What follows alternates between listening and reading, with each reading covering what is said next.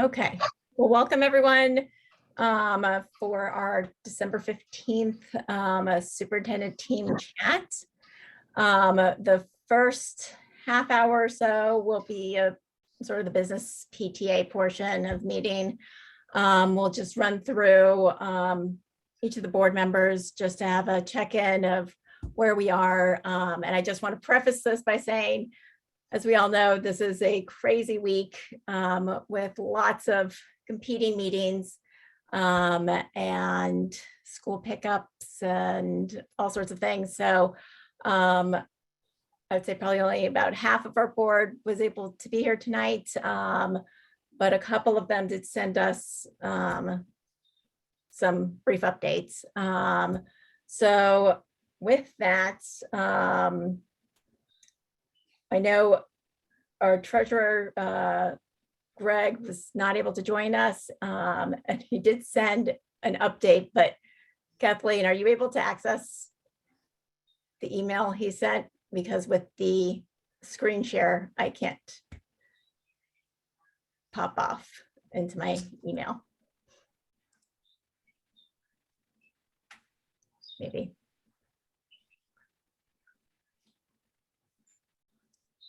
No, we're gonna have to put it up on the, we'll have to include it. Okay. So we will put up the financial reports through December 1st onto our website so that members can access it and approve it. And I'll send an email out to the listserv for that.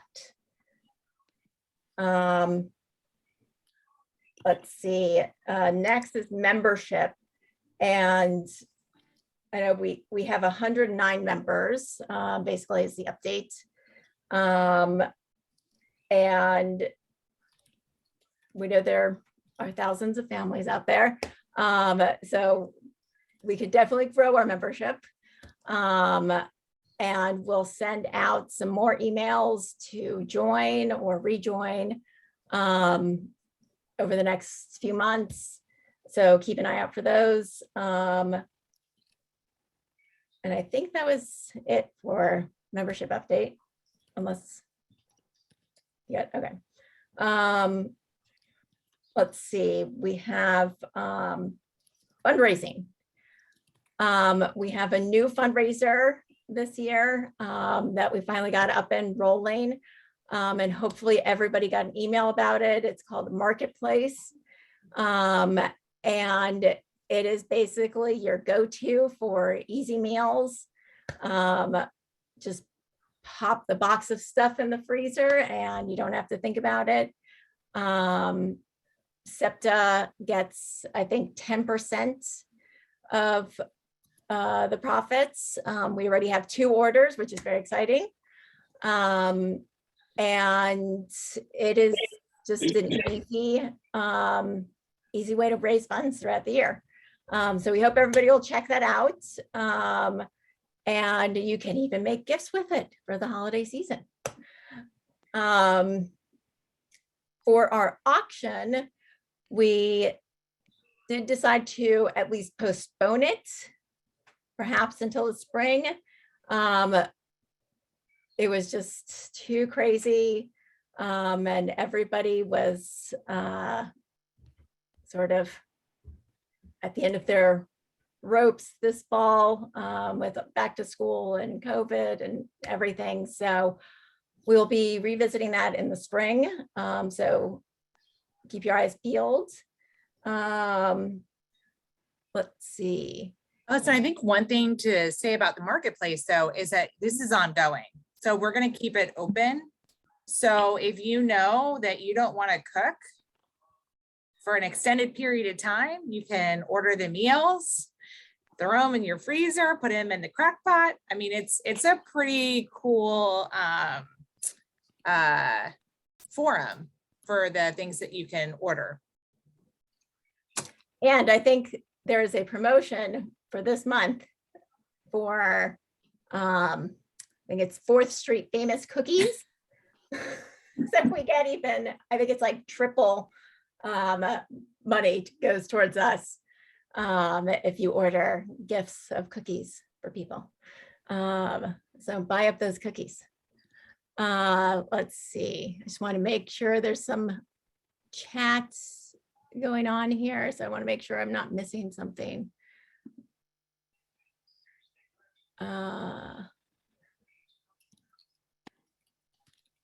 Nope, I think we're good. Okay, so let's see. Next, mini grants. Melissa had a last minute thing come up, but the mini grants I know are being fulfilled. I think she's more than halfway done at fulfilling those. So we'll have her get some details up on the website once they're all done. Maria, are you here? Rewards. I don't think I've seen her yet. Okay, we'll circle back. Oh wait, she is here. Hold on.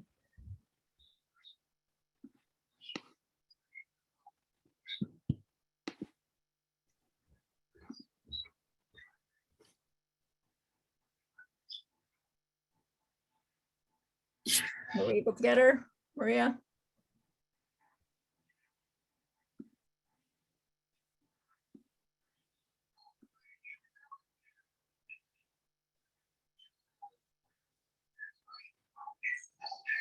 This is so complex. You have to take a class to join a SEPTA meeting. Oh my God. Yes, no, I'm just Thank you. positive 10. I've been wasting 10 minutes of the meeting. I apologize, but I didn't know it was gonna be so complicated. No problem. Did you have any updates that you wanted to talk about for the awards? Well, no, not exactly. Basically, in this winter break that starts for me on Friday, I just want to put together, like, you know, the different surveys, etc., and have it kind of ready. So it's ready. So I use the time. And then, as I mentioned, I'm hoping that somebody could, I mean, if anybody wants to help, but at least shadow, so that I can start delegating to somebody else for next year. So if you have anybody in mind, let me know. And I think that's really important, Maria, because one of the things that we do a lot to make sure that SEPTA is running and that we can do the really critical advocacy work that we do in the community, but we can't do that without the help of volunteers.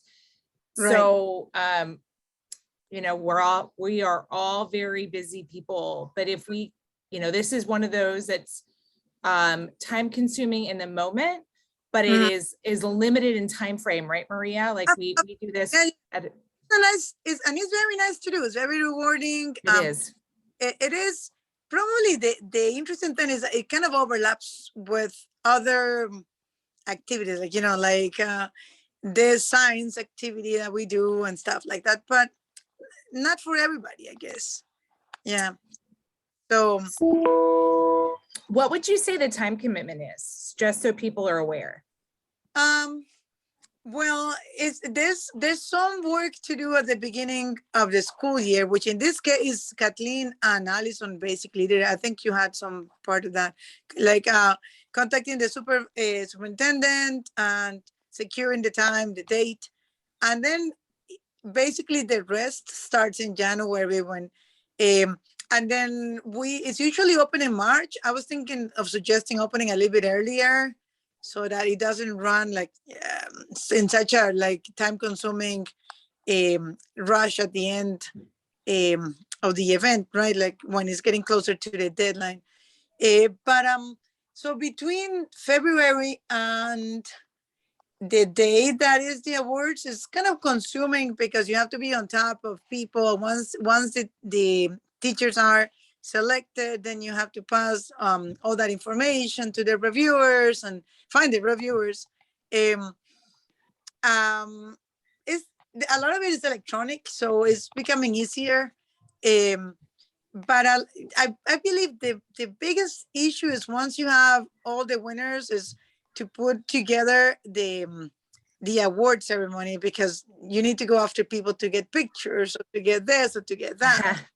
But So, yeah, okay, that's really helpful to sort of know the workload in that. And would you say it's probably 3 to 4 hours a week?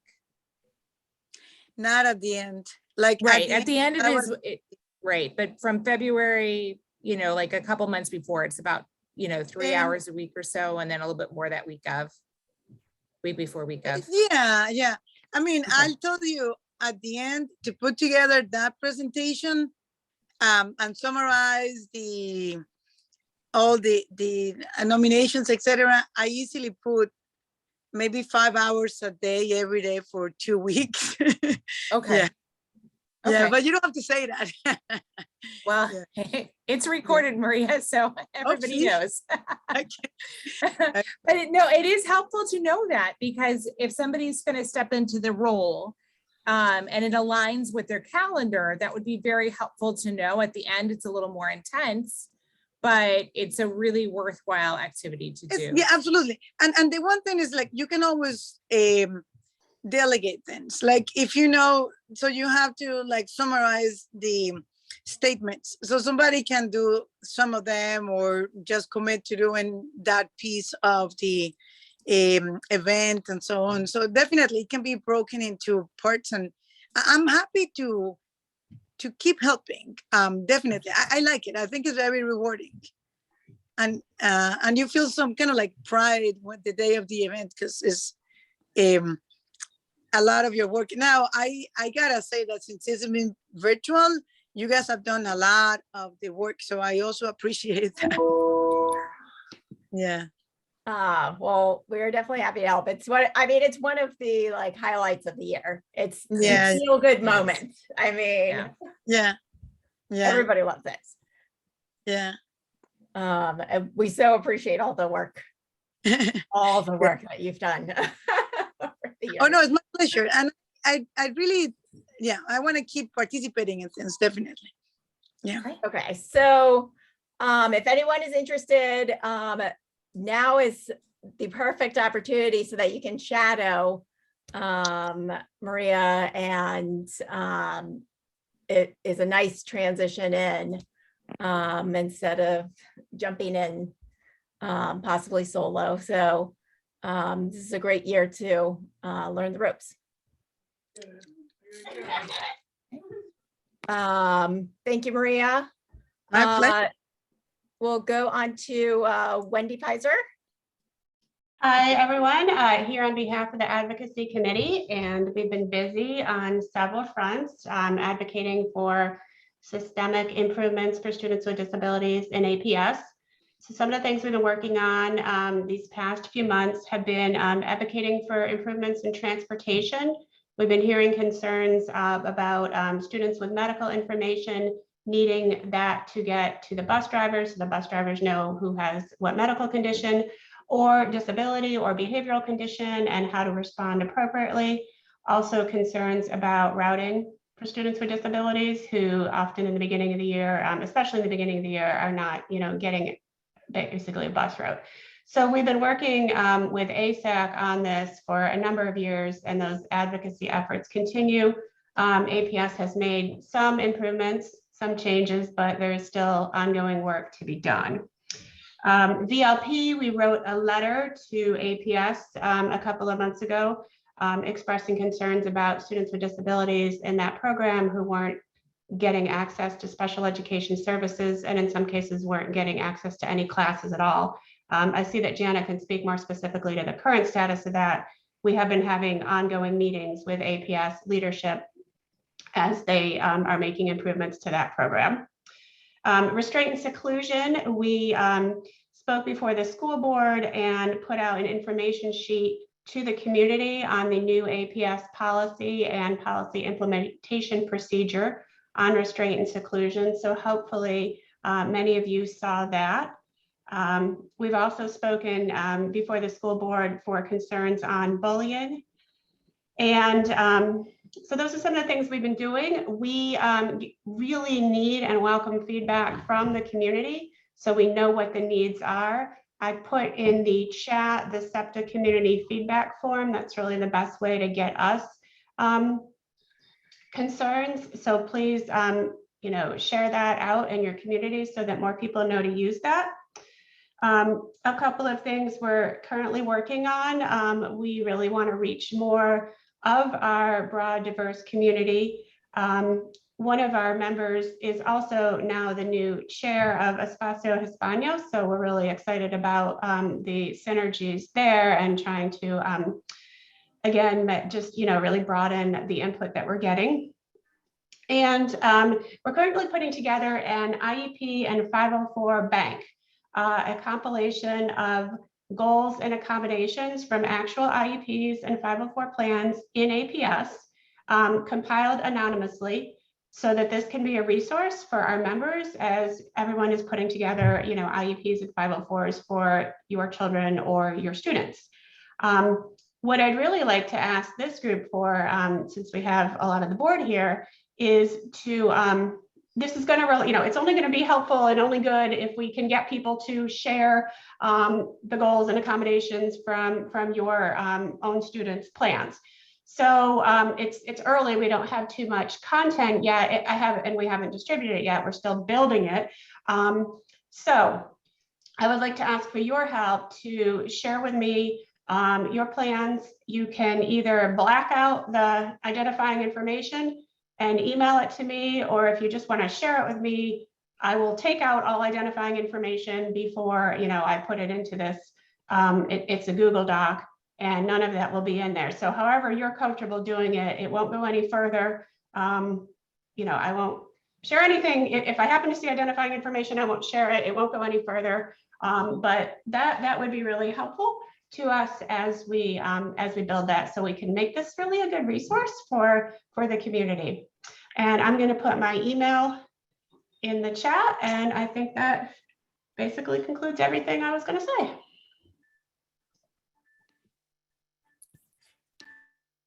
Can you hear me?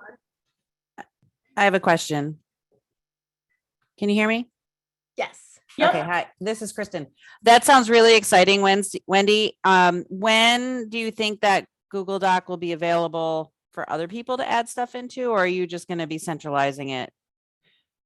I'm going to be the one adding to it. You mean Okay. for people to see it? Is that?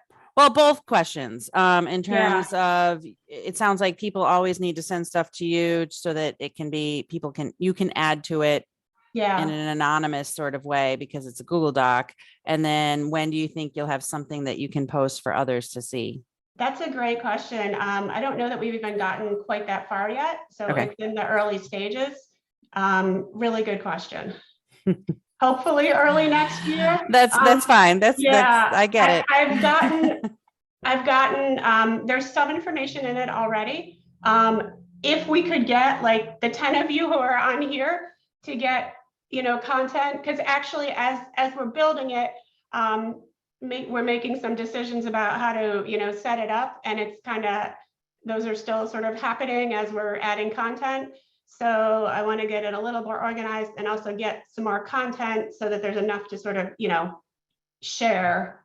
So I guess the answer is the more I can get from people, the faster it'll probably get out there as a resource. Is that motivating, hopefully?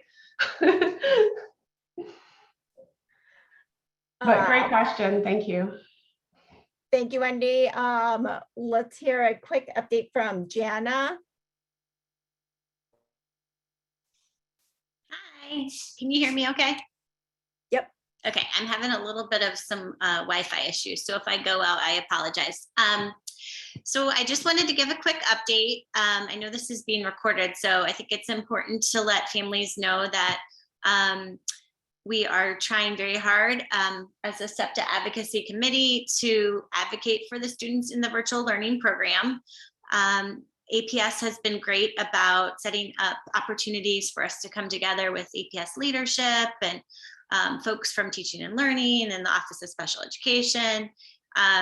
We've also been meeting with Kimberly Graves and our new principal over at VLP, Miss Danielle Harrell, and that's been going really well.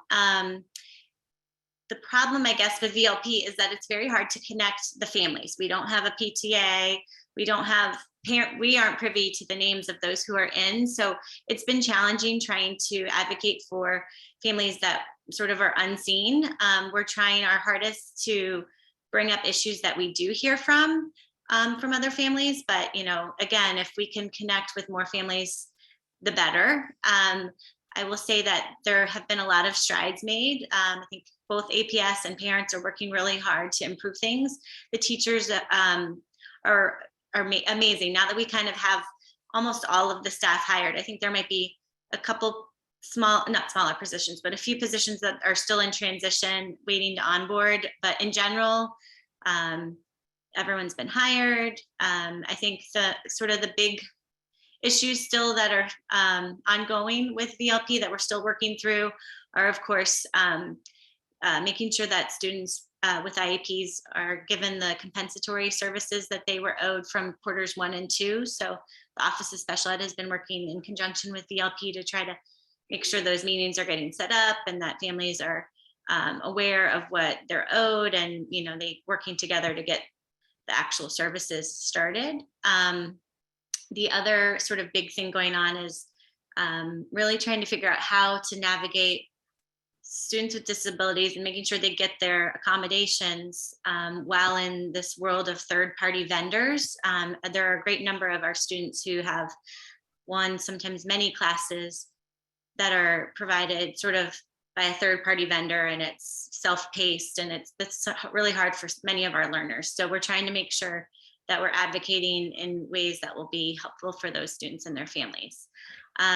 Wendy put the advocacy@arlingtonsepta.org email address in the chat. That's a great way if you are a VLP parent and you want to connect and you have student or students with disabilities that are in VLP, or you just want to bring, you know, some type of concern to our attention, that would be really helpful.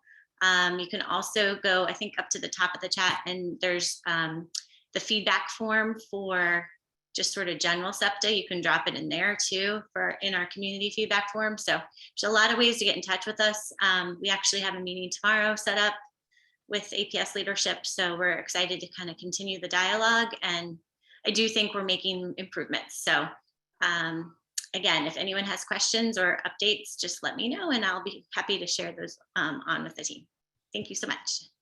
Thank you. So we only have a couple more minutes since we do have a lot of questions for Super Team Chat. Cecilia and Kristen, do you want to give a very brief update? Yeah, sure. This is Kristen. From the parent liaison standpoint, we still have several schools needing parent liaisons. I'll drop those in the chat. And I apologize, we haven't done a whole lot this fall, but I hope to do more in this, after the new year. One idea I have, and if anybody has any feedback on it, is creating a private discussion group among parent liaisons to just share ideas of what they're doing, samples, all that kind of stuff.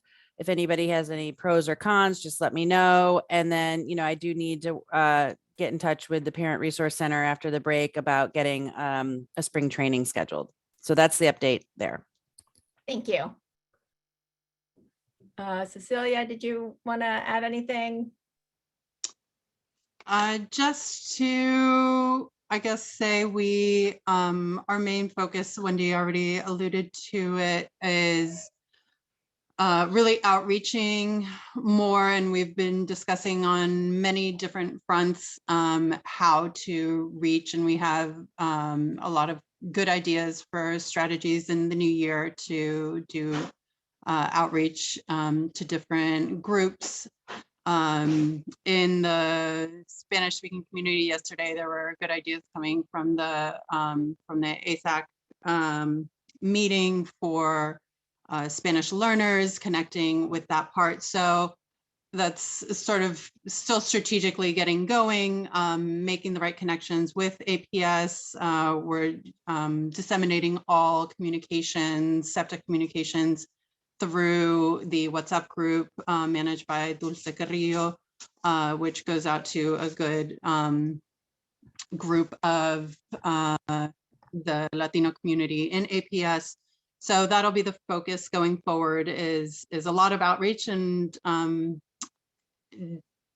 based on hopefully new membership and a broader community, adding in activities that per interest in that community.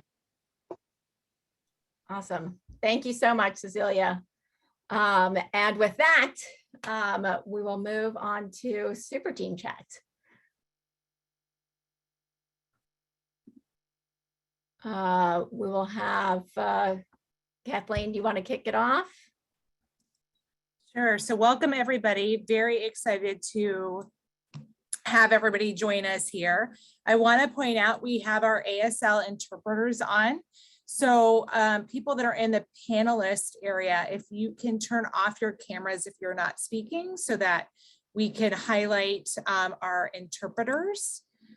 Caitlin is interpreting now and Lane is the other interpreter. So you can pin those to the top of your screen so that you can see that if you need interpretation. So we're super excited. We have Dr. Duran and team here tonight.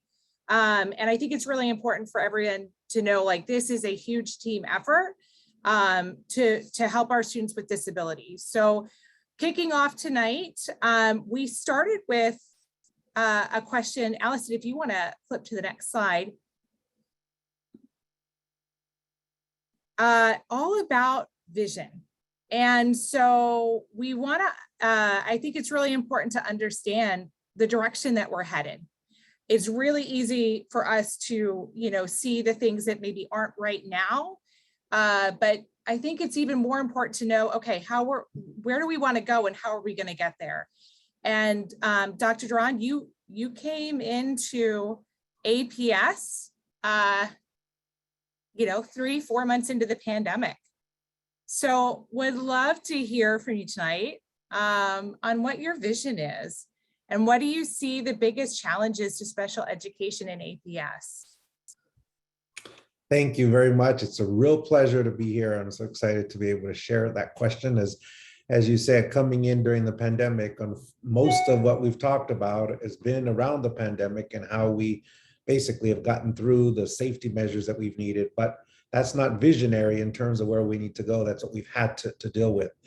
So for me, my vision for really thinking about moving forward for special education and APS is how do we reimagine and also continue the successes for our students to be able to be more included in our classrooms, number one.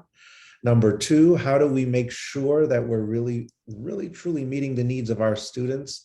And I have the vision of, all students being first and foremost a student, not a student with disabilities or a student that needs English learner, a student first and foremost, and we're focusing on them as individuals. I think right now what I've seen a lot, and it's not just here in APS, but we've unfortunately seen a shift over the last few years in education to not really look at individual students, but to start putting them in groups and just making assumptions about groups or what their needs are. Certainly there are clear needs that our students that in special education have, but we have to think beyond that label only and think about what are the possibilities. As we think about our vision moving forward, we also have to understand how quickly and fast our world is changing for our students. Most of the careers and opportunities for students once they leave high school that we're in schools now will be changed. There'll be new things. So we've got to think beyond the box that we've been in from education about just saying we want students to go to college and get a degree. We've got to start actually focusing on how do we build those key skills of critical thinking, problem solving, working with people, interpersonal relationships, and really build that on to our curriculum in a way that's going to move students forward. We in education have spent a long time preparing students for jobs and for a future that no longer is there. Every year we see new, actually every week, when I heard a recent meeting that I went to, every week new jobs are coming about, and we're not going to be able to catch up with that. So we've got to be able to think about what are the skills that our students need. And so again, when I think about special education, I think about all students in special education are students first and foremost and need all those skills. Then we have to understand that there are some areas that we may need to provide additional support for students. Some of the biggest, and I'll connect that to the challenges that I think that you've asked me about in the same question, and that's really building an inclusive mindset and the culture that we have from all, whether it's administrators, whether it's teachers, to really think about what is our mindset around students who are receiving special education services. Are we truly thinking about them as individuals and as students? I don't think we are in every case. And so that's a big challenge, is changing the mindset and the culture of how we think about our students. Also, what's a huge challenge, and it's not just for special education, but for so many things in APS, and that's the consistency that we need across our schools. One school may be doing something very well, another school's not doing it all, or we set forth an expectation at the division level of something, we don't see it happening across all of our schools in the same way. And that has an impact on our students and families. Another big challenge, of course, is more and more time for our educators to learn, to be able to adapt to what I was just saying a few moments ago, the change of where our students will be in the future. We have to help our educators and support them more in a way that's going to help advance our vision and supporting our students. And then the big elephant in the room, of course, that we all have to talk about currently in terms of the challenges, of course, the learning needs that have resulted from COVID and the pandemic, and particularly our students in special education. There were very great efforts made by our teachers. They reached out. I was very impressed to sit in on some of their virtual lessons that they had. But there were many needs through virtual learning for, particularly in the area of some of our students in special education, that we were not able to, through virtual learning, provide what they needed fully. So that is a big challenge that we have to face. That's like an immediate one, that's right now. And then long term, how do we continue to change the mindset, change the culture? How do we move the needle in terms of thinking about those skills that we're helping our students develop? And how do we become more inclusive of all, and not just on paper, but truly in how we interact with students, how we interact with parents. And that's going to take some time, but that's what I'm excited about being able to work on. Fantastic. Thank you so much. Allison, do you want to flip to the next slide? So this next question has to do with the 5-year plan. So for those people that don't know, the 5-year plan, we're really, I think, 2 years out, 3 years out now.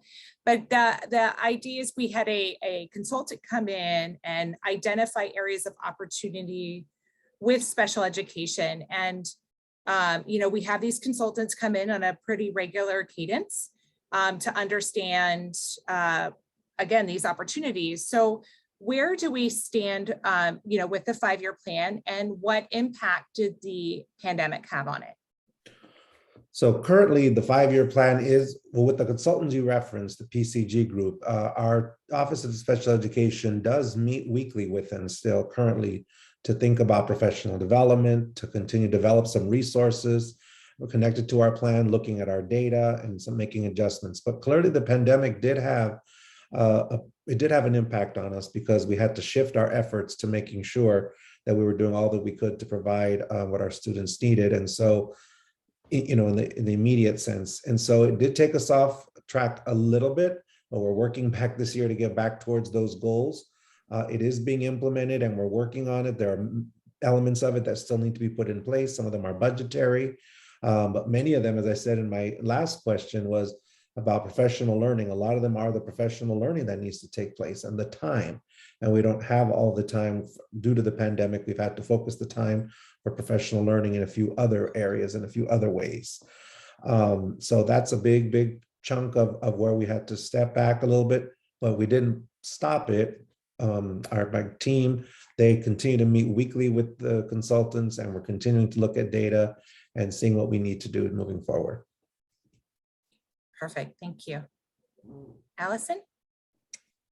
All right. We'll move on to the topic of inclusion. We had a few questions here. First one being, what is APS doing to ensure full resources are available to commit to the 80% of students included 80% of the time? Well, one thing I'm very thankful to Heather and Kelly, they have put together a work group who began to look at some of the planning factors. And for us, our planning factors are how we budget. So it's what are the formula that we use to give staffing to schools. One thing that they have done through this work that they're working on in this working group, is to really identify that that's been a barrier for us here in APS, how we over the years have not appropriately staffed and provided resources to fully include students with disabilities in the general education setting at the goal that we would like for 80%. And some of the planning factors that go way back, I've been learning in my time here, they go way back to the 90s actually. And there hasn't been a lot of revision to that. And so if you think about all of us who've been around working in education since the 90s, the model and the supports that we had in place for students with special education were very, very, very different in the 90s. It was a very different approach. And so we have not, through our budget and our resources, taken a real deep dive. There have been tweaks along the way, but a real deep dive. So that's been the first thing that has taken a lot of work and will continue to take some work and will require major budget investment and changes for us moving forward the next few years to correct that. Because it's impossible to say to a school, we need you to work on, and we provide another thing that they're doing in our Office of Special Education, doing a great job providing professional learning to teachers and assistants on inclusion. How do you include, co-teach, working with the principals on that, reviewing master schedules and how you schedule. But at the end of the day, all of that is great, but if you don't have the right staffing and you're not budgeted properly, then it's very, very difficult to do that. So both balls are being juggled at the same time. And that's the work that I really want to commend Heather and Kelly for leading that work with several individuals, principals and others. And that's something that we'll still need to work on over the next, coming years as quickly as we can with the resources needed. Yes, and I want to give a shout out to for the planning factors. That's such important work, and thank you everyone who participated, David and Kathleen. From our side, it sounds like a lot of work and a lot of really important work. We look forward to seeing that put into action. The next question we got was, can you talk to the successes and challenges of the inclusion model sites?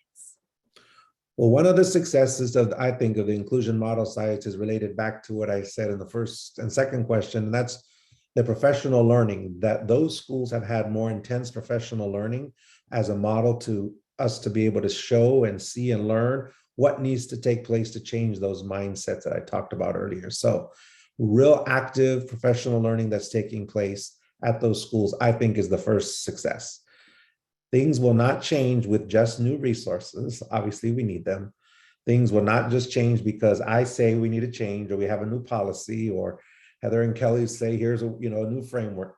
It's going to take active, ongoing professional learning. And that is something that has been a success in those inclusion sites up to this point. Of course, like everything else with regards to the challenges, I think they've come from the impact of COVID and virtual learning that has slowed the progress and the time for staff to really focus on that, because they were focusing on the more immediacy of ensuring virtual learning opportunities and the hybrid and now fully back in person. So that, I think, has been the major challenge, is the slowing of the progress that was needed. But again, it's not stopped, and I commend all the staff who've put their efforts into that.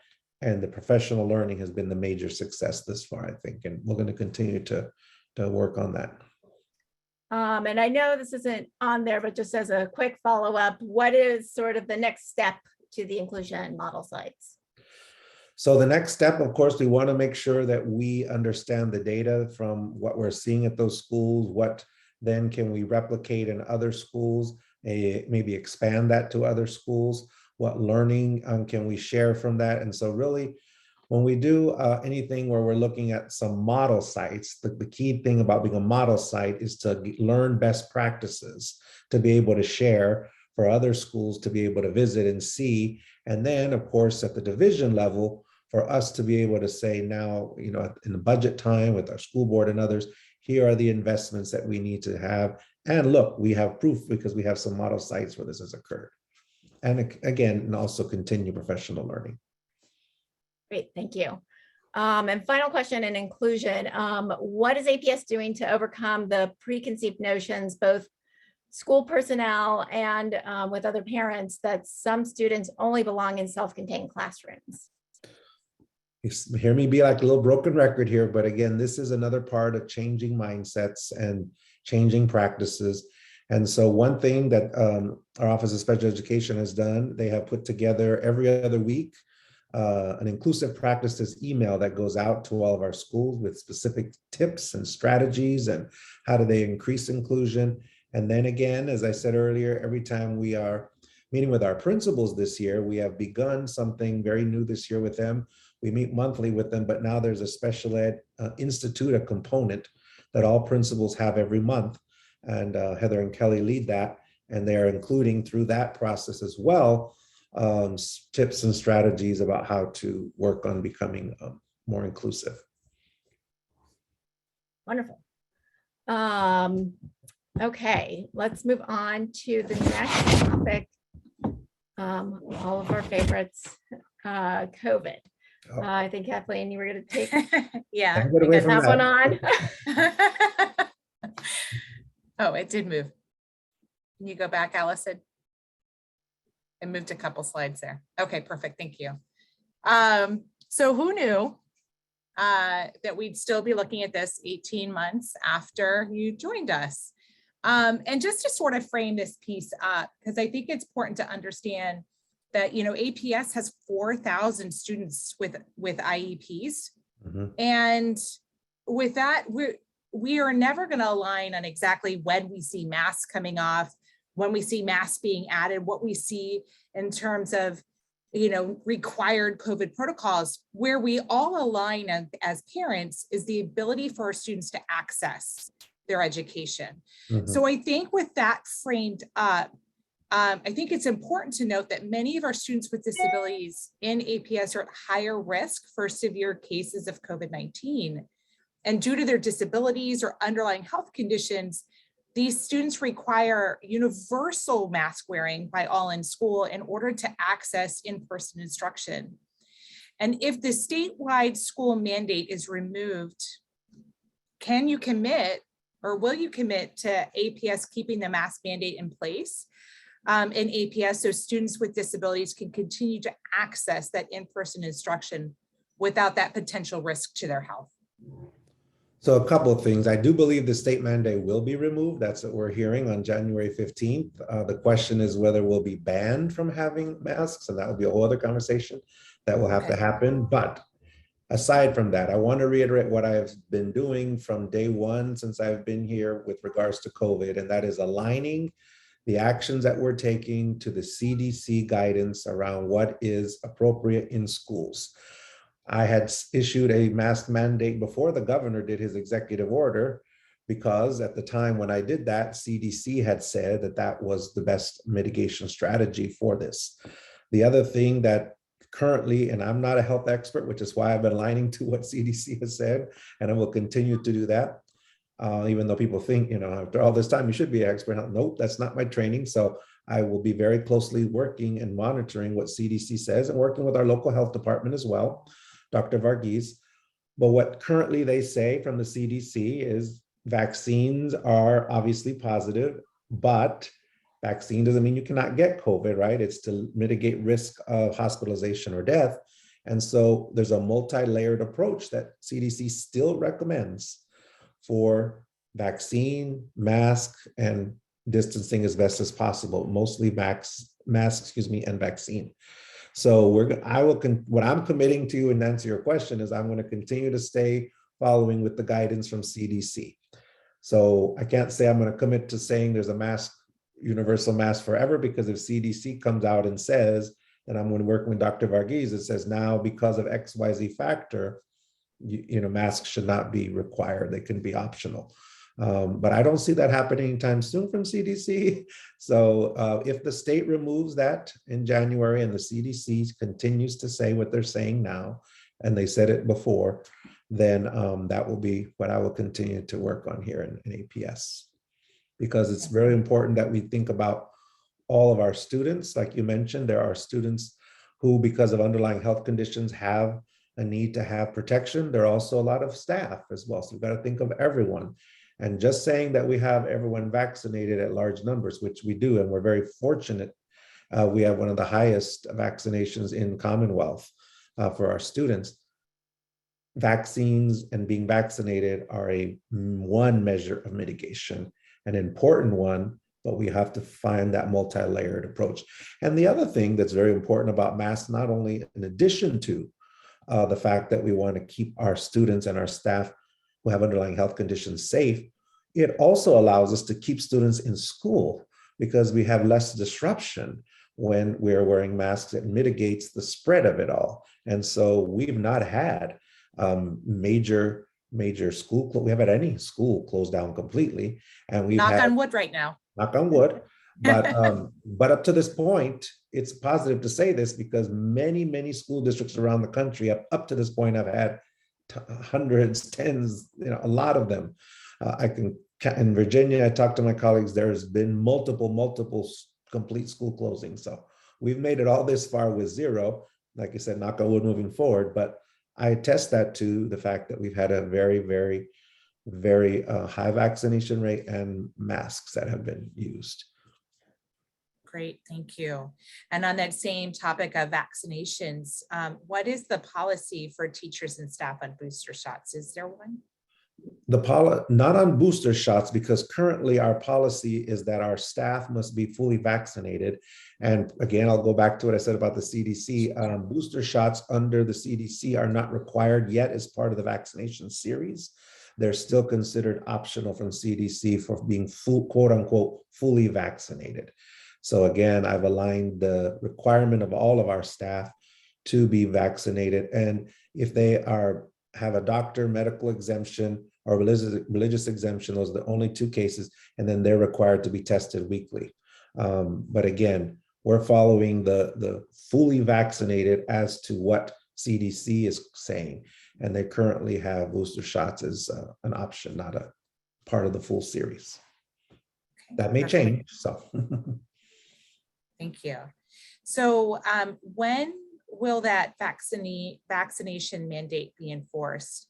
So the number that we have as of 11/27 is that there were about 864 staff in the HR follow-up category in the APS COVID dashboard.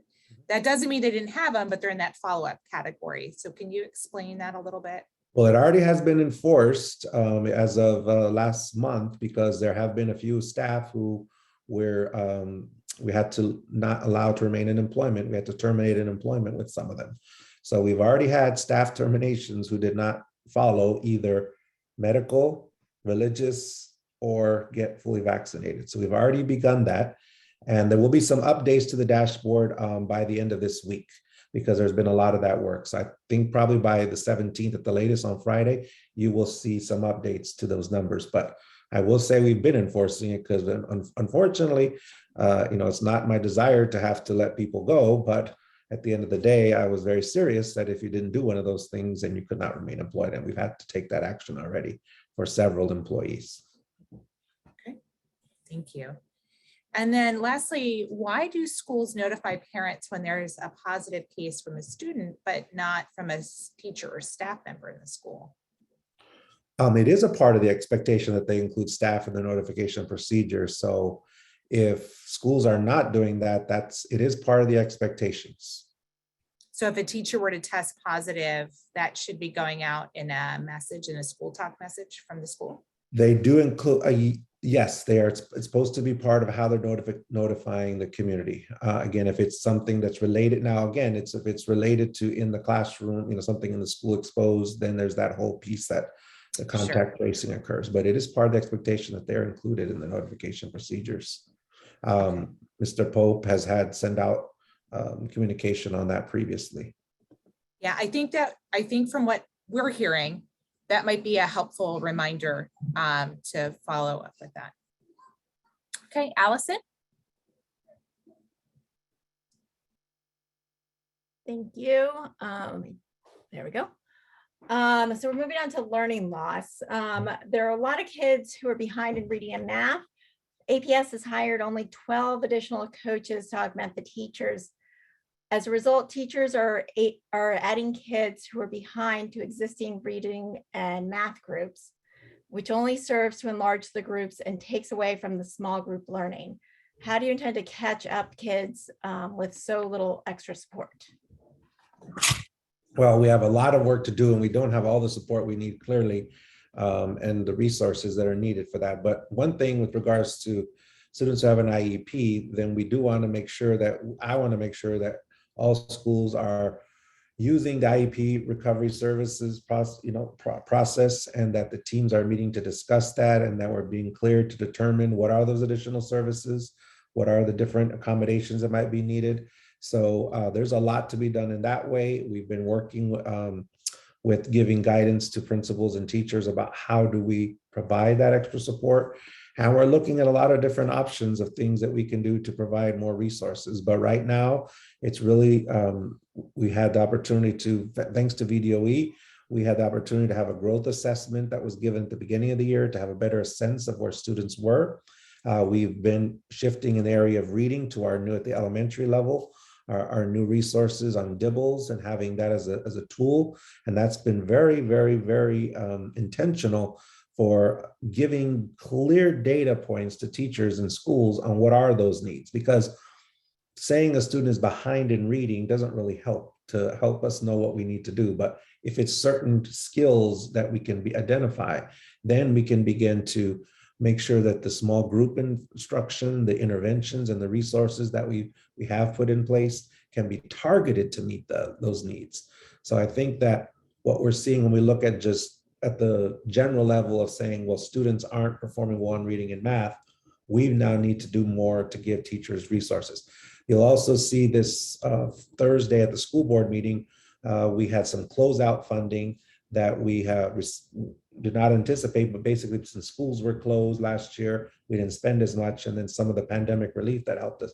So we are proposing that we will, in January, if the board approves my recommendation, have additional math and literacy resources that we can purchase. Because one thing we're hearing from our teachers, particularly in math, is the resources that they need. And our under Ms. Loft, our supervisors in math and supervisors in literacy have come together working with teachers around, here are some additional materials that are needed.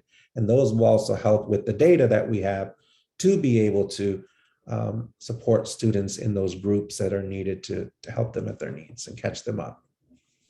And building off of that, in terms of resources, how many coaches has APS hired to address learning loss? How many more are you planning to hire? How are they being distributed? So forth. So right now, we, again, based on our budget that we have not had the resources to hire a bunch of new coaches. So we're looking at different learning. You may have seen the grant that was put forward by the state. We will be getting some funds from that. VDOE through ESSER funds from Washington was given about $107 million to help provide us supports and school divisions. And they said we would all get some of it. One of that is to address unfinished learning. And through that, we are looking at how we can provide monies to hire individuals to do some of that work. And so that's something we will be hearing about very soon from VDOE, our application. I was at a meeting this morning and they shared that all school divisions in Virginia put in some really good plans. So they're going to make sure that we all get some funding from that. But right now, that's been an area that we've not had resources to add a whole bunch of new additional staffing in that way. But we're looking at those grants and future opportunities. And the next question, are tutors available to any child with an IEP who is significantly behind in learning? Should the IEP team determine if a child needs a tutor? Also, since it is hard for elementary age kids to focus beyond the school day, are tutors available to help catch up kids at home on the weekends? So I'm going to see Ms. Loft. Can you answer that question? I'm not 100% sure on the tutors and that question. Ms. Loft, are you able to answer on that one? Sure.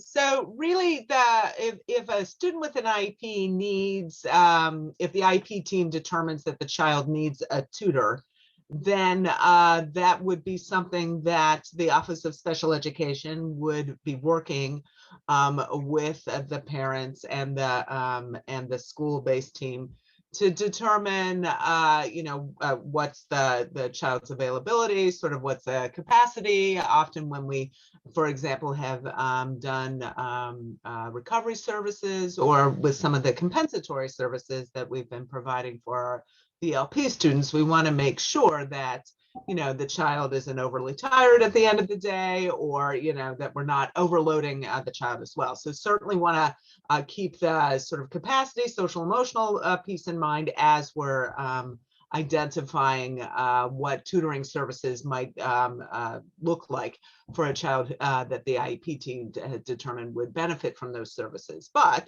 in response to that question, that's certainly something that, or a resource that we can be looking into. Great, thank you. Ms. Loft. And I think we're moving on to behavioral supports and assessments. Thank you. So no shortage of tough questions here from our audience. Behavioral supports is something that my family goes through on a daily basis, and it's something that we're very well versed in. So I think it's a really important conversation throughout APS with that lens of inclusion and where we're going.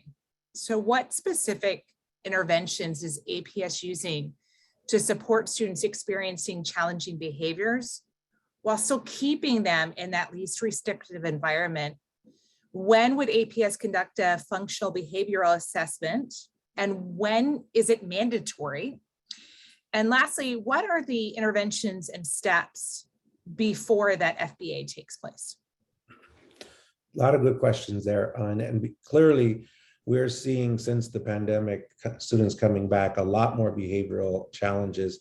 And just being back in school for students has been very, very different for them.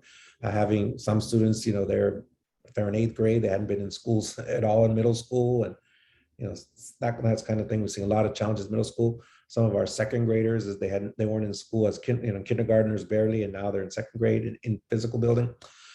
So we're seeing a lot of that. We have a lot more to do in that area. But in terms of the specific question that you asked around what we're doing here, our Office of Special Education has contracted with an agency to utilize several supports for students that we're seeing this occur. And so we reached out to get additional resources and support from that agency. And that's going to be something that's probably going to need to do more, but it's what we've begun to do to try and get more assistance. In terms of the FBAs that you asked about, when would they be conducted? They are occurring regularly, and they are and should be a part of the IEP process. They should definitely be a part of the IEP process. And so if they're not occurring when we have in an IEP process, that should be there. It should be brought forth by parents. When we think about all the interventions that need to take place before the FBA, we have to make sure that we have de-escalation strategies that help our teachers to utilize, that we have autism and behavior specialists that are available, and they're supposed to be consulted to work with our teachers to ensure that our students are remaining in a least restrictive environment. So we have specialists to work with them. Those need to be consulted, and our teachers and our administrators should be working on those de-escalation strategies, putting them in place before we get to that level. But again, what we're seeing is more and more students who have gone through that and are now at that next level because of a heightened bit of behavior that we're seeing. But it shouldn't go straight to FBA without those other measures. Okay, Perfect, thank you. And so what specialists, such as the board certified behavioral analysts, does APS have available to help schools address the students' behavior throughout the school day? And how can families access them so as to align and better support this student through that consistent expectations at school and at home? And this is one for my family that has been a huge help, is when we aligned our expectations. So as I mentioned, the last question, the main specialists that are available are the behavior and autism specialists that we have to provide consultation to schools as they're working through this process during the school day. And so how families can access them, again, it's working closely with the school, the IEP team, developing those relationships, reaching out and understanding who are those specialists and what are some of those strategies. We hear and often understand that, and you know, as parents, what are some of the best strategies at home? Although in the environment in school, we hear from parents, they're not exhibiting those same behaviors. So at school that they are at home, and vice versa even. And so it's really having that close connection and that conversation with the IEP team and with your child's teacher, and letting them know some of the strategies that are working at home, and then being a part of the process when they're in that consultation phase with the specialists about ideas that might work in the classroom too. Okay, great, thank you. And APS has committed in policy to using those positive behavior interventions and supports, but we're not seeing them in practice in many schools, at least consistently. So where is APS on the implementation of this commitment? And will there be consistency in the approach to behavior and supports available across the schools? And lastly, will APS commit to hiring additional behavioral support specialists to help, as we've seen with the additional needs right now? So to start back on the first part of the question, our commitment around this is not just in our policy, that's where it started. But as I said earlier, implementation is one of our biggest challenges, because we start with the policy, we start with expectations, we do some training, but we don't see it happening in all schools. So that is something, an area of growth for us and a challenge for us. And how do we take that to that level and begin to see that in all schools? So how are we doing that? We do, for the first time this year, the board approved my request in the budget last year to have a climate coordinator at the division level who's able to go in and work with principals in schools looking at data. Again, the behavior specialists I talked about, the autism specialists I talked about, but also looking at how we, through our student support team, which is our psychologists, our social workers, our counselors, how do we begin to help them build their capacity? They're the ones most closest to the schools and have the connection to the schools, to not just say this is the policy, but what does that really look like in practice? And the more we can do that and train them, then they can then work with the individual schools and how it's implemented. Because having one climate coordinator is great. One person for the school division is not, going to help everything overnight, but it does have someone to have that data lens and that ability to build capacity of those teams on how they can then implement what our approach is to positive behavior. And so we definitely, having more behavior support specialists is something that I would love to see more of when we can in the budget. It's definitely needs to be a priority for what we're thinking long term. There's so many budget needs though, so how do we begin to balance all those and weigh them? But certainly starting with having this one person who can, sometimes I think that when we think about budget needs and when we ask for budget requests and we look about, trying to weigh options, when we don't have data behind it, then it's harder against other things that there is data, even though we know anecdotally and we see. So my point in that is when we're seeing all this behavior occurring and trying to shift the mindset again, you've heard me say that several times, that behavior approach is a mindset shift that has to occur. This climate coordinator, working with the behavior specialist, working with the student support teams at the schools, will help us gather that data and be able to tell the story for that need. Okay, great, thank you. Okay, we're moving on to a related topic, discipline. What is a parent's recourse if the child's school inappropriately uses discipline for a student with disability instead of providing behavioral and disability supports?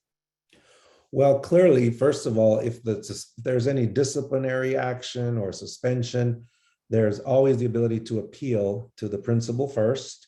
If that's the person that it's occurred with, then and they uphold that and don't feel that they agree with what they've done, then there's the ability to make an appeal to our administrative services department. The climate coordinator I talked about works in that department as well, but that needs to take place within 10 days of the suspension or an action. Parent would need to bring an appeal there, and that is then reviewed by that department.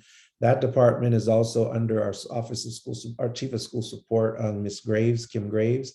So she would be the one that would make the final determination on that if there is an appeal. But there's also really important that parents are, and I know most of you probably on this call are well-versed in MDRs and manifestation terminations to make sure that schools are doing that, and will help parents who don't understand that process, because when there is a discipline occurrence, there has to be a determination that that was not a result of the student's disability. And there's a process that schools have to go through and have to make that determination and submit that. And this Office of Administrative Services, that's something they look at when that appeal is taken to them. They want to understand, did you go through that process? And if you did, how did you make that determination? So there is a review, and that's actually what occurs at that level for a final determination. And since I know we're running close to time, I'm going to jump over a couple of questions here. What is APS doing to address the disproportionate discipline of students with disabilities and students of color with disabilities? One thing, we have a disciplinary committee that has been working on tracking data and making some guidance, providing guidance to us on some changes. One big change is our new student code of conduct that's coming out, and we've already put draft of what it is on our website, but it's not been fully put out because we're missing the last piece around our SRO MOU. But what you will see in that new student code of conduct, I'm very happy about, is more non-exclusionary options for student behaviors that consider their age, because if they're developmentally making some poor decisions, it's not about needing a consequence, it's about helping them understand and learn at the developmental level that they are from their age.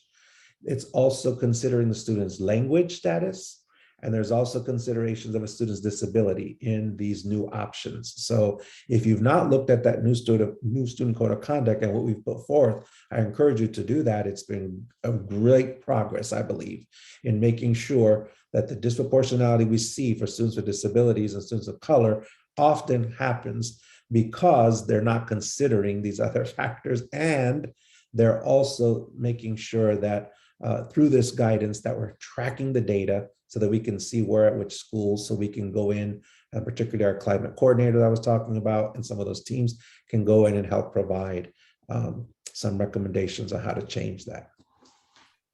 Great. Kathleen, let's. One other thing I'll say on that too, Oh, yeah. coming up probably in March, April, we'll have our equity profile that will make it transparent to our community on discipline based upon all the students with disabilities, students of color, English learner. You will see it broken down. So that's also going to be transparent data for us to say and show, here's how it's happening and what's happening in our schools, and here's what we need to do differently. So I feel a part of changing mindset and changing culture is not just us looking at the data and tracking it, but it's making it public and transparent so we can all figure out the best way forward. So that's another to come piece that's not available yet, but we're in the final stages of putting that together. That's great to know. Thank you. Look forward to seeing that. And actually that ties nicely into our next topic here. Okay. So diversity, equity, and inclusion. So how is APS ensuring that students with disabilities are included in the diversity, equity, and inclusion conversations and initiatives? Well, one thing that our new DEI, Chief of DEI, Dr. Otley, he meets regularly with our directors of special education, Heather and Kelly. He meets regularly with Ms. Murphy, our English learner director, to assess all the things that are happening in their offices and to provide feedback. And in the conversations he's having, in the training he's having, making sure that inclusion is a part of that work, and inclusion for our students with disabilities. I think that when we talk about equity, And when we talk about the DEI work, people often just assume it's about race only, but it's not. I've said it over and over again. My definition is meeting every student by name and by need.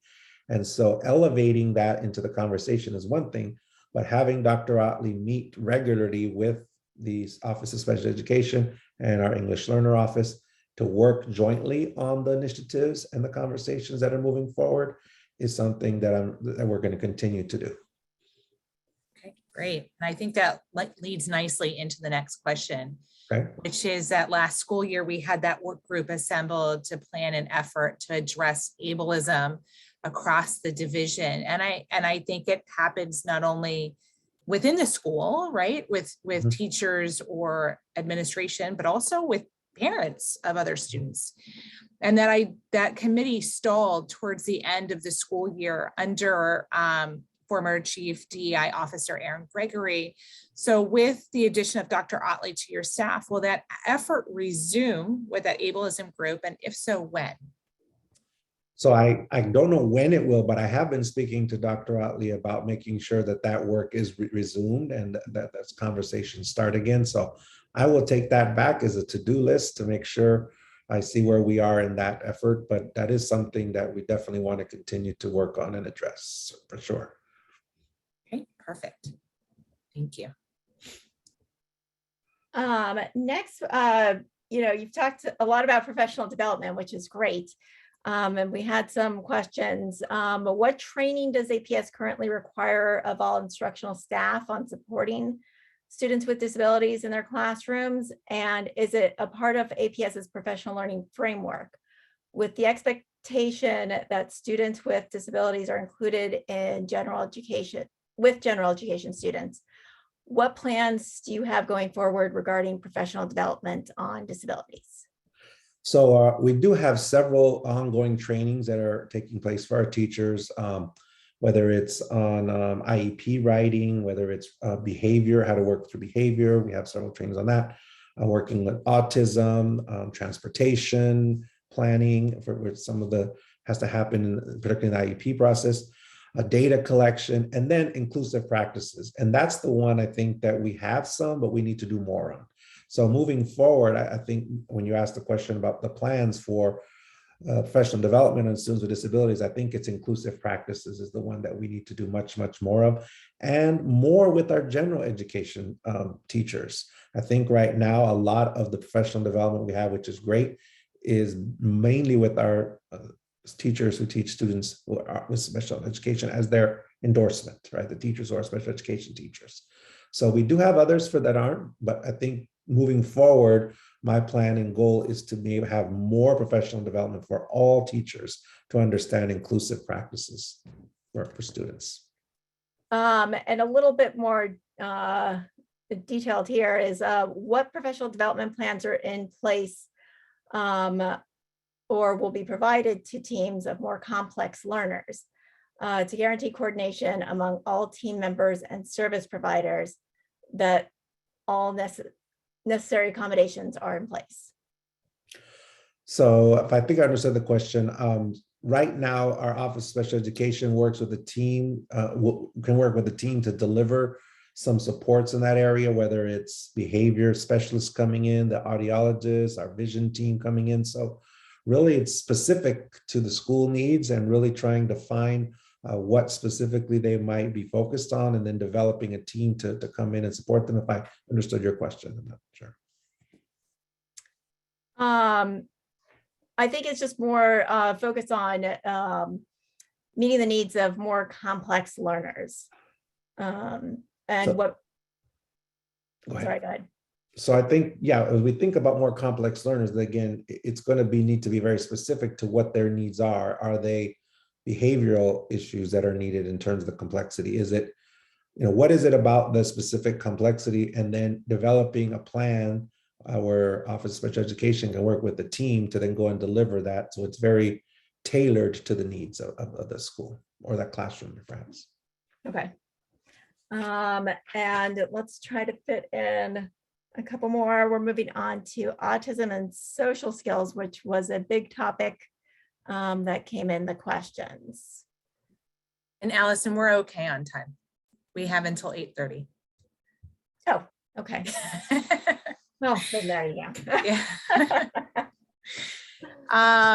Okay, so the first question that came in here is sort of a higher level comment on where her kids are, and then some questions that follow here. So I have 2 autistic children in APS and have directly observed disparities across Arlington schools and their understanding of and ability to educate students with autism. And APS says that all schools here are able to educate autistic children equally, but in looking closer at APS's autism programs, first, why is there a preschool program for children with autism, a secondary program for students with autism, but nothing offered at that K-5 level, as many of the students on the autism spectrum struggle with the inclusion model that most elementary schools offer? Why do only 2 middle schools offer SPSA and not all of them? And lastly, how does APS plan to address these inconsistencies? So I'm going to ask Kelly to talk a little bit about this question. I know that we do have MIPA and at pre-K and elementary and secondary, and I know that that's an area of focus of ours. But I'd like Kelly, if you can talk a little bit more about the details on this question. Sure, no problem.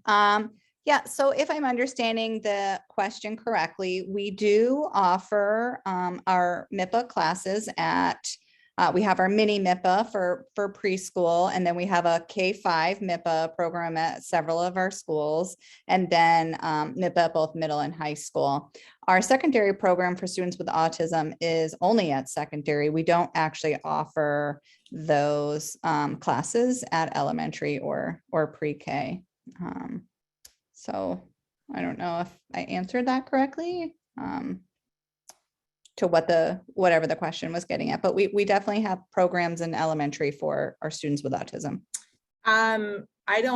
So in the, maybe not in so much of a restrictive setting, so that they are tailored, push in support, pull out support, small groups as you get into secondary that are not available at the elementary level. That might be, when you think about a classroom of 27 students in it right now, that is a lot. So is there someplace in between? Yeah, I think that's an opportunity for us to grow a little bit more at the elementary level, to look at our opportunities for our students with, more complex needs, as the question right before, with whether it's communication needs, whether it's self-regulation, social skills, behavioral, to be in those gen ed settings with their non-disabled peers for the majority of their day, and be adequately supported so that they're successful.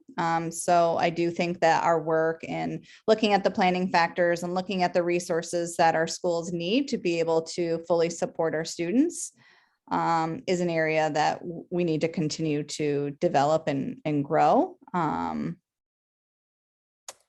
But I mean, I think we are building it, and we are setting expectations that, we really need to, even annually, look at where our students are placed and where their services are provided, and really making sure that they are looking at that least restrictive setting.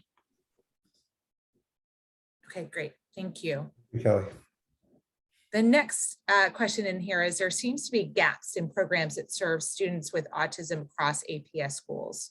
So there are students that sort of fall in between that, qualifying for secondary program for students with autism, those dedicated social skills classes, MIPA. So how will APS plan to better serve the range of students with autism across all schools? So when we think about the range across all schools, I think that's really important that we work with our school-based teams to embed those social skills and executive skills that are needed throughout the school day. And we really have to try and make sure that we're working to build opportunity to not have to remove them from their least restrictive environment to get that. And so that's the area of focus moving forward, is building school teams' capacities to build that in throughout the day. And that's part of the work that we're working on right now. Okay, great. And then the last question on here is, how do schools decide what students qualify for social skills classes and instructional studies? There are many more that would benefit than qualify now. I think, honestly, I think every student across APS now could benefit from social skills classes, student with disability or not. And so how will APS create that consistency across schools? Well, first, right now, any student with an IEP can take instructional studies or social skills class. That right now, there's no qualifying for that.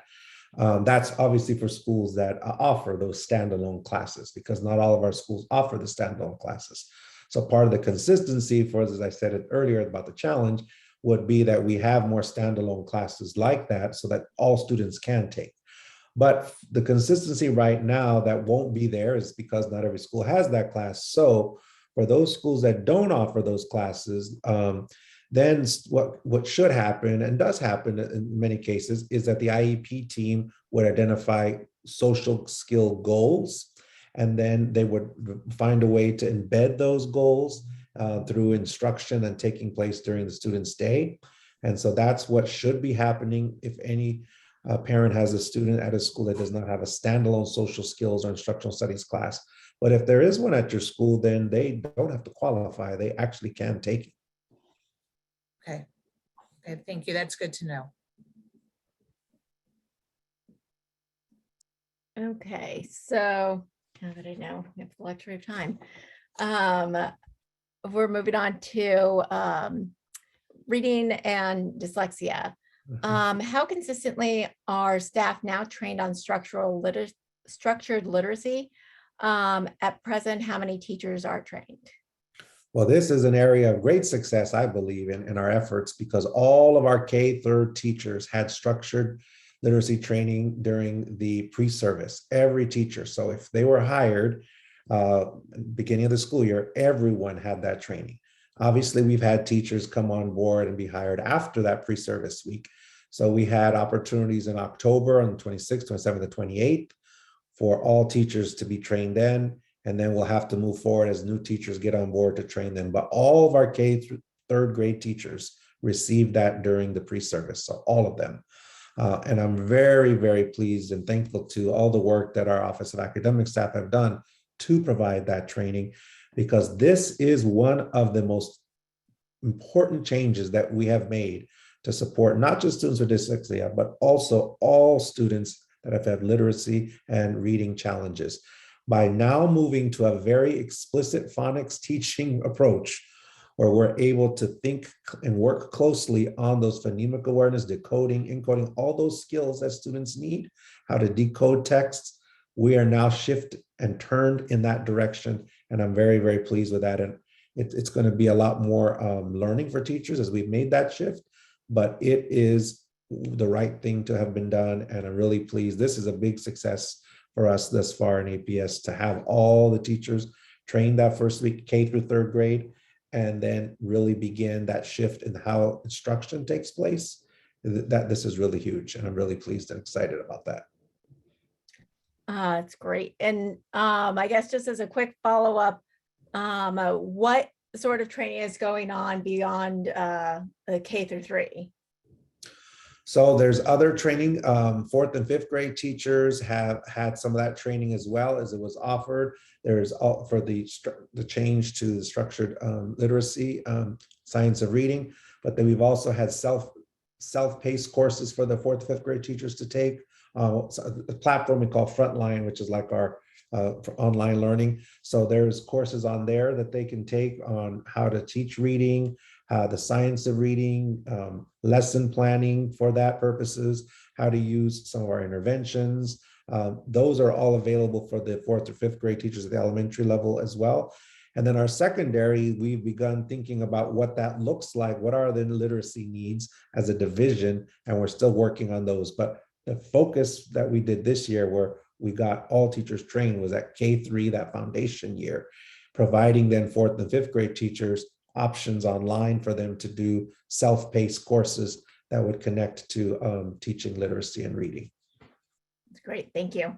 And you talked a little bit about this before, but how has the shift from PALS to Dibbles gone? How has it helped them inform schools? Is it identifying students more effectively? Yes, this is another area of great success. Dibbles has been amazing in what is provided for us in terms of information. It is informing us many more students. In fact, 29% more students were identified in Dibbles via PALS. We have a waiver request into the Virginia Department of Education to utilize Dibbles as our screener, but we're not, part of the waiver is you have to do both for a year and compare and see. So while we're comparing and seeing, Dibbles is 29% more students being identified that would not have been if we were using PALS only. It also, as I said earlier, allows us to identify the specific areas of support that's needed, whereas PALS is a little bit more high level, if you will, in a way, and not as user-friendly for teachers. And I've even heard from some parents, I've received emails from parents, and I've heard from some principals and teachers that parents are saying that the Dibbles information is even more helpful for them to understand what their students are because it's more specific. So that's been a great area for us. In the area, I think another data point I think is important is Dibbles identified a strategic or intensive support. So you can break it down, not just who needs support, but strategic or intensive, which is our most needy population of students, in 45% of our kindergartners, but only PALS did 16%. So in kindergarten, that foundational year where we're trying to see the beginning phases of how do we develop literacy, Dibbles 45% and 16% in PALS. That's crazy that we would even have thought PALS was a value post. But anyway, I can go on and on about this one because this is a major issue for me that PALS is not really being used properly by the state because they're requiring it for all of our school divisions to use it. Fairfax County is the only one that doesn't use it because they got a waiver when I was there as chief academic officer, applied for the waiver and got it. And the data doesn't lie. So I can say that it's doing that. Teacher could say that. The data is there. Yeah, and I could say from experience that Dibbles information is so helpful. It's such an improvement. Oh, the next question is, what screeners is APS currently using to identify dyslexia, and what are the plans going forward? I know you alluded to another assessment by the state of Virginia. It's a question that's come up every once in a while. I think that might be what this one is touching on. Well, the screeners for dyslexia are a collection of data points that we use, Dibbles being one we just talked about a minute ago. There's classroom formative assessments that are given in the literacy program that we're using. There's Lexia that people are probably aware of as an intervention. So there's a skill report that students get from Lexia. Our school psychologists do observations and they have their own assessments that they do. And so it's a large group of data points that are put together to see how our students are having reading difficulties that could possibly dyslexia base. And then there needs to then be looked at all together to make a determination for whether they have that as a concern for us to provide them resources and support. Right. And let's see. Next. Eligibility. So I think this was a tough one last year. I remember looking at principals and assistant principals trying to figure out how they were going to get through all of this testing. So first part of this question is, have schools been able to catch up from the backlog of eligibility testing during COVID? And then next is, has there been an influx of referrals since students have been back in schools? Well, I do know that testing has resumed, and people have been really focused on it since we've been back in school. And for the most part, a lot of schools are catching up or caught up, but I will defer a little bit more detail to Heather or Kelly if you want to add more about the influx coming in. And you see this on a regular basis. I just hear about it from often, but not the daily interaction that you have with this. So my understanding, though, that most schools are pretty much caught up or in that final phase. But Heather or Kelly, if you could add any more to that.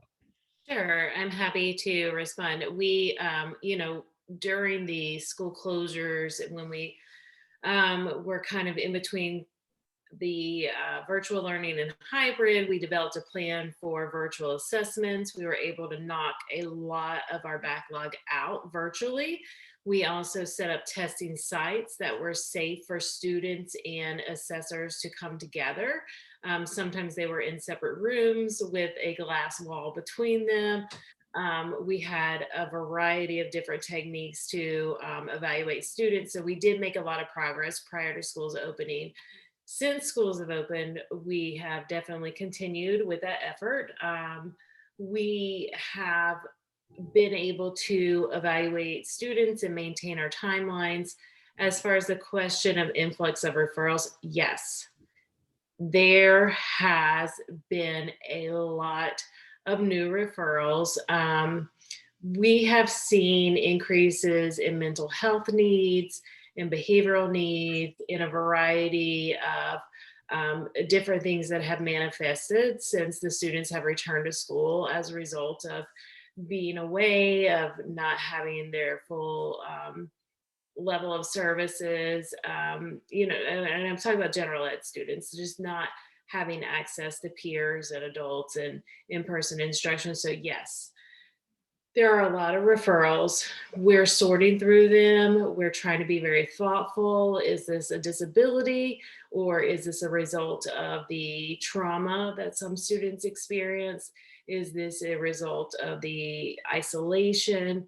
So we're working through it. We're using all of our resources to assess and evaluate and make sure that we're making very thoughtful decisions about each student's path forward, and that they get the appropriate services, and that we're still looking at the least restrictive interventions for all students. So there are things other than special education that can help students who may not actually have a disability, but may have experienced a really, really challenging time over the past year and a half. Heather, since you touched on that, maybe for, I've been through the eligibility process with 2 of my children. Maybe could you give sort of an idea for parents that are maybe just going through this for the first time, the length, the duration of this process? Because I think some people are like, my kid's struggling, I need help now, right? And there are things that can be done immediately, but in terms of this process, it's a more complex process. Could you just touch on the timing for that? Sure. When a student is referred to the school support team for any sort of discussion about their challenges that they're experiencing, with the referral comes, and then within 10 days the team meets, including the parent, and they discuss what's going on with the student, what's their progress, how are they doing, and they look at what interventions can we put in place. Let's put some things in place and see how the student responds to that. And then we're going to come back to the table. We're going to look at the data as to the response to those interventions. And then we're going to determine, do we need to either change the interventions, or do we need to move forward in a process to collect more data? And sometimes that means like engaging in the special education eligibility process. So it's not a fast process, as far as you come in and you're experiencing some challenges, and we identify you with a disability and we put you in special ed, because we want to really make sure that we're making every decision in the student's best interest and aligning the services and interventions that they get to the challenges that they're experiencing. So our teams are very, very motivated to help these students. They are very engaged in the process. That just because it may take multiple steps doesn't mean that the student is not getting help along the way. Every step is like working towards intervening in that student's educational experience or social emotional experience to engage them, to pull them in, to figure out what's the underlying issue that's really impacting their experience at that point. Thank you for elaborating on that. I think that's very helpful context for parents to understand. And then since you alluded to the fact that there is an influx of referrals, can you share any non-identifying data? Like, is it a bunch of second graders because the last time they were in school was kindergarten? Is it middle schoolers? You know, what is it for a specific disability? I have to tell you, it is across the board. It's our general education students, it's our special education students, it's our kindergartners, it's up to our 12th graders. Every single person has been impacted over the past 2 years, and every single person is experiencing a different reaction to what they've gone through and what they're dealing with returning to school. So it's not one specific age, it's not one specific demographic, it is across the board. This is extremely challenging year for all of our students. It's hard to hear. I appreciate the candor with that. And maybe we can talk offline about some strategies where SEPTA can help support some additional resources for parents in this field. Absolutely, absolutely. Okay. Allison? Thank you for that. It is definitely hard to hear, but thank you for all your work on that. For the next topic, we're talking about AAC users and the communication program. What training is currently being offered and what training will be offered in the future to the team members working with AAC users? Specific training names, number of hours, training programs other than LAMP. And how will parents of AAC users be included in AAC use and teaching plans in order to ensure consistent use between home and school settings? So there's currently like over 15 or 16 different trainings, multiple hours. We can get to the exact titles of those. I think that was the question, but there have been over 15 different training modules that are several hours that have taken place for teachers. So and school teams. So I can get those specifics to you for the names, but there's been quite a few.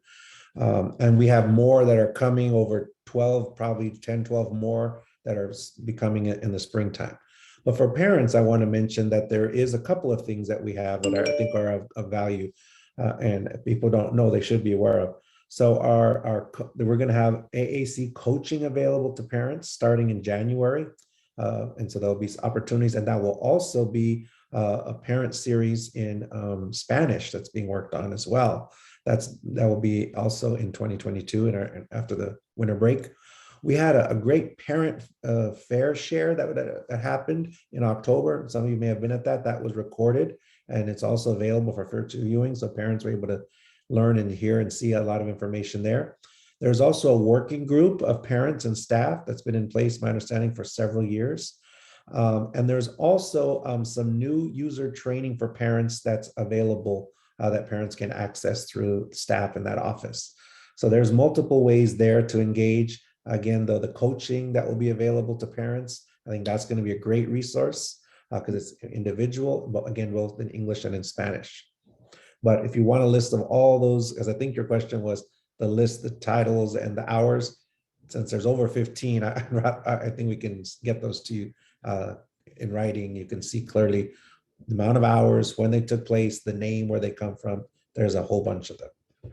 We can provide that on some follow-up information. And also just to mention, since we're talking about it, there's also an AAC user group listserv that was just formed. So we'll also get that information out, and we'll help advertise the coaching for parents. That sounds great. What indicators are being used to evaluate whether the new AAC coaching positions are as effective as the old communication program? And how or when will this be formally evaluated? Well, I think, sorry, my emails are blowing up, so you're probably hearing that. Sorry about that noise. What is important to note that the implementation coach roles that you're asking about were not established to replace the communication program. It wasn't like a trade-off for the other. And so the evaluation in terms of the history of the communication program, about its effectiveness or whatever, that it's not a comparison. So that's not how it was established. But our AAC coaches, they are being utilized to really help support and understand a baseline of where the growth needs to take place. So they utilize a self-rating evaluation tool to determine that. They're also tracking the number of staff members who are going through the process of consulting and utilizing the skills that need to grow and support them. And my understanding is as of the beginning of this month, the number of schools with coaches have worked with is 23, and over 120 staff members have participated in the training there. Great. Now we'll move on to transportation. Oh, we got another good one here. So transportation, we have heard about issues in the community for many, many years. So I think these questions come from a place of concern over the specific medical issues that maybe that information is not getting passed along to bus drivers, and also behavioral supports. So the first question here is, after attending the ASAC meeting on transportation, I asked my child's school how to ensure my child's medical plan is communicated to the bus driver. The school said that they had not received any guidance on this, and they didn't want to add it to the 504 plan because they said they can't control if transportation implements it. And when they have tried to contact transportation, they usually don't get a response. What is APS going to do to fix this? And in the meantime, what should a parent in this situation do? Well, the transportation department went automatic. First of all, there has not been guidance to schools on this because school teams shouldn't be the one communicating to transportation on this. The medical plan and the medical alerts is what they're called in our system, is automatically uploaded into the driver's tablets, and it's available. So when a child is placed on their route, it actually is should be automatically placed there. So it's not something that we've given guidance to schools because we don't want them being the ones to be passing back and forth. It's when it's in our system, implemented and inputted in the system, it's automatically then transferred over as a quote unquote a medical alert is what we're calling it. And the drivers see those medical alerts for the plan on their tablets for each route that they have a student that has that. And so in a situation where the driver says, I don't have that information, perhaps, should the parent then reach out to transportation again, especially if there's some not, responsiveness issues? Yes, they can reach out to transportation and see and determine, because it should be on their tablet that they've uploaded from transportation. Okay. And I would say if they're still having difficulty with that, then we do have this parent helpline that we put in place.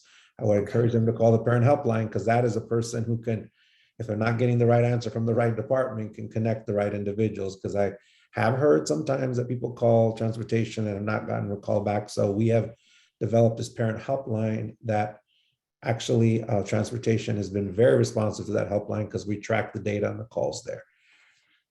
Oh, good to know. I was not aware that that had been put in place. So thank you for letting us all know that. The second part here is, how are the behavior plans communicated to transportation and to the bus drivers to ensure that the students have necessary supports in place and drivers aware of these necessary supports and available resources to support the student? So the IEP team should be, after there's an indication of what supports are needed for transportation, that should then again be communicated to transportation from the IEP team directly, and then the bus drivers will get that information from that's how it's supposed to work. So if it's not working quite like this, and then we're not getting the response as a parent from transportation, we can call that the parent helpline. I would encourage them to do that, yes. Okay, great. If somebody has that, I don't know, Kathleen, Donovan, if you could add that into the chat, that would be super helpful. And that parent Alice? helpline, the reason why we went to that at the beginning of the school year was because we can then, and we do look at it on a weekly basis, we can see what are the different nature of the topics, and we can track them and start to see if there's a big enough problem that we need to do some training, some new resources. So before, people were calling and emailing individual, because it's not just for transportation, it's for anything, but transportation, when we get the reports, is the bulk of why parents are calling in for this number. But it could be for any issue whatsoever. It helps us to track and monitor what's happening. And we've already made some corrections and some trainings and reminders based on what we're seeing as trends from those calls. Okay, perfect. Thank you so much. And Allison, I think you are up. Thank you. That's very helpful. And we'll post that parent helpline on our website too, to try to help people be aware that it's there. Next, we're moving on to twice exceptional students. Once a 2E student is identified, how do teachers work to ensure that the student is appropriately challenged with the necessary supports in place to set the student up for success? So what should happen is during our collaboration learning time, when teachers meet together, there would be the opportunity then for the resource teacher and for the gifted that we have at each school and the case carrier to work with the team of teachers to be able to plan and put in supports for that student, the twice exceptional student. That's how it should be happening, through that planning process. Case carrier, each school has a resource teacher for gifted, and then collaborating and having the plan there. Now, I know this has come up in the past. Should the sort of gifted portion be noted in the IEP somehow as a support or through their goals? Let me ask Kelly or Heather to talk about how that's giving guidance to the case carriers and the IEP teams on how they note that. Kelly? Yeah, sorry, I was just unmuting. Okay. Yeah, I mean, I think it is important to know as we go through the present levels, if, you know, in the present levels and the areas a student is identified gifted in, to note that in the areas of strength, as well as there is a section for current assessments. So I think all of those are very relevant places in the IEP to make note of that. In terms of like goal, like we don't write IEP goals for the areas of strength, though. We write goals for the areas of need, and we make accommodations for what the student might need to be successful in both their areas of need, as well as being supported with the areas that they're identified and gifted in. And I think the more powerful piece is really ensuring that there's that collaboration amongst all of the teachers that support the student. Because as Dr. Duran mentioned, we just have one resource teacher for the gifted at each school, and he or she cannot be in every classroom with all of the students. So it's important that all of the teachers understand that student's learning profile and what they need to be successful, and where they need to be challenged, and where their knowledge needs to be to go deeper and more complex, and the areas that they need to be supported in. Great, thank you for clarifying. Next, we're moving on to executive functioning. Yes, so this is a topic near and dear to the Clark's heart here. How is APS teaching executive functioning skills to students with disabilities? And what program or programs is APS using? And what trainings do teachers receive on how to teach these really critical executive functioning skills? So some of the resources we use are Unstuck and On Target, Superflex, and Social Thinking. And those are all resources, if anyone's familiar with Michelle Garcia, winner. So those are the resources we use primarily for an APS for that. Teachers work with, we have training sessions from school psychologists, Office of Special Education for teachers. Also for the PRC, I'm sure you're all familiar with the PRC, I hope you are, because it's a great resource. They offer several trainings each year to teachers as well as to families, because it's not just we hope to see how our families are using this as well in their homes outside of the classroom. to further enhance executive functioning. So we have that taking place for families and staff. So there are multiple trainings that occur, but the primary resources are those by Michelle Garcia Winner that we use. Okay, great. And the second one here has to do with, I believe, a student with a 504. So I have been told that my child with ADHD cannot take instructional studies because I don't have an IEP. Why won't APS open up instructional studies to students without IEPs? Yeah, currently, as I said earlier, the instructional studies is not qualified. If you have an IEP, all students can take it, and it is just for students that have an IEP. And so we can consider making it available. I think we should, if we're going to talk about being inclusive and have inclusive practices. We need to also do that through the courses we offer. So something we could look into, but currently right now, it is only for students that have an IEP. Okay, thank you. And believe it or not, we are on Can't believe it. the last question. Okay. We did it. Okay. And I will preface this one. It's about English language learners. And I'll preface this by saying ASAC had a great conversation last night about this very topic. So we'll put up on our website and share with the listserv the recording for that. I would highly recommend people refer to that as well. But if we could just touch on this a bit. What is APS doing to ensure that students are accurately identified for special education and English language services and not over or under identified for either program? Well, this is very important to me personally, and my work for the many years coming from English learner background in terms of my work previously. So when we think about the needs of students, we have to look, is it a language issue or is it an issue beyond that? And so there is a clear protocol that we have in place.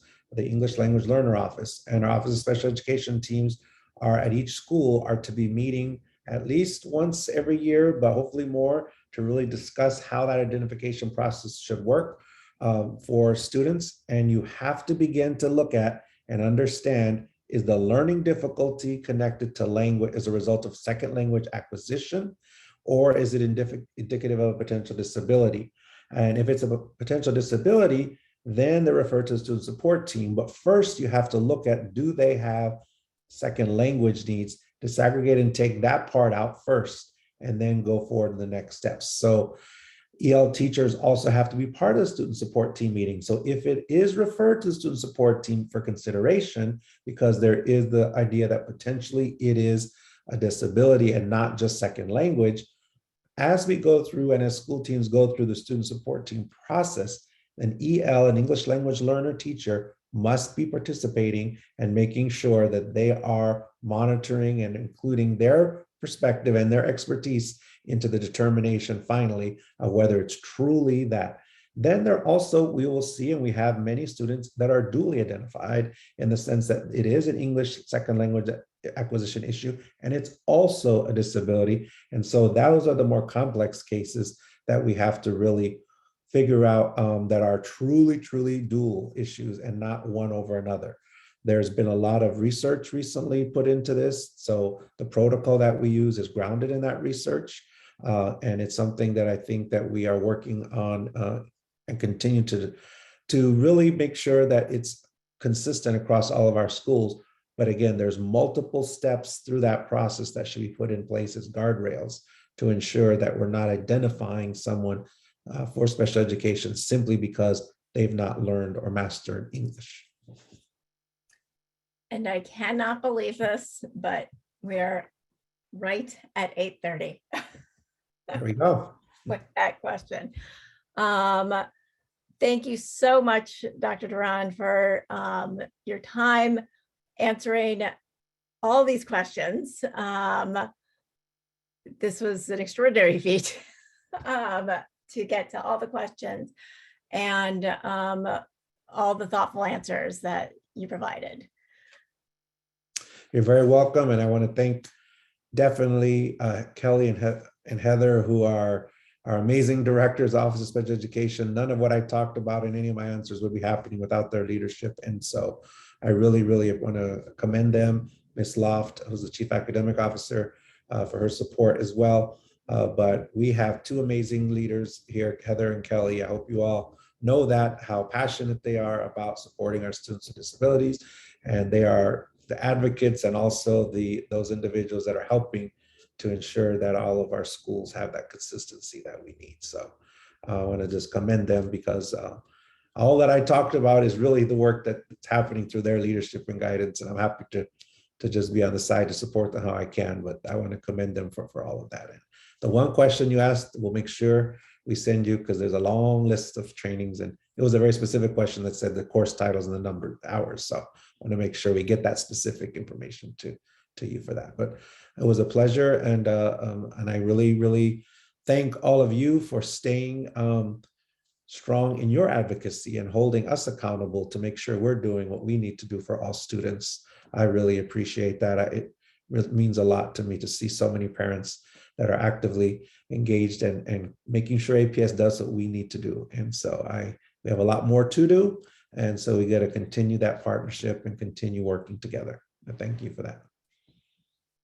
Thank you very much. And happy holidays and happy new year. Yes. Happy New Year. Thank you everybody for joining.